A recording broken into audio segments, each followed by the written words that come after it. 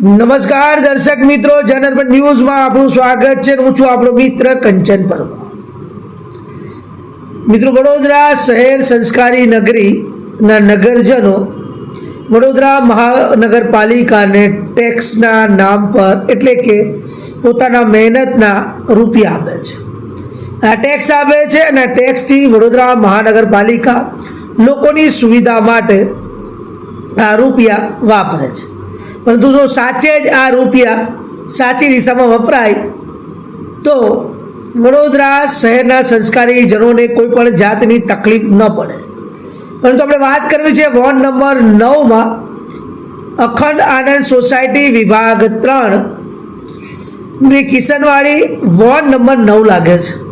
અમે તમને જે દ્રશ્યો બતાવી રહ્યા છે તમે જુઓ કે ત્યાં 3 ગટરના જે ઢાંકણાઓ છે એટલે કે ગટરનું કામ કરવામાં આવ્યું છે એની આજુબાજુમાં ખોદકામ થયેલું છે અને એ પડેલી ત્યાં રોડા માટી ડામરના પોપડાઓ હજુ પણ હટાવવામાં આવ્યા નથી. હવે મૂળ વાત એ છે કે એક સિંગલ પક્ષીનો રસ્તો છે, બાજુમાં મંદિર છે, એક બાજુ ઝાડ છે, એક બાજુ ભોલેનાથનું મંદિર છે, બીજી બાજુ માતા અંબાનું મંદિર છે અને રોડના વચ્ચે ઝાડ છે અને આ બાજુ ગટરનું ઢાંકણું છે.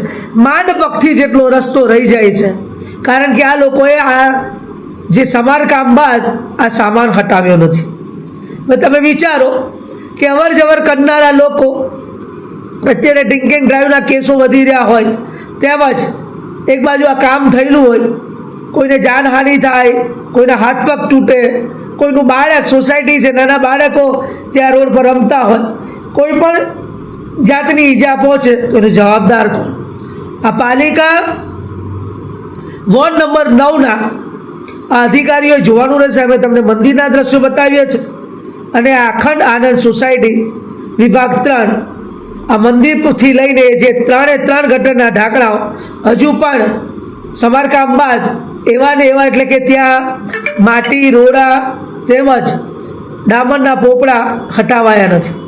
મહત્વની વાત એ છે કે આ કોન્ટ્રાક્ટરો કામ કરાવી લે છે અને બિલો પાસ કરાવી લે છે પરંતુ પ્રજાને આપવાના સુવિધાના નામ પર મીંડું હોય છે.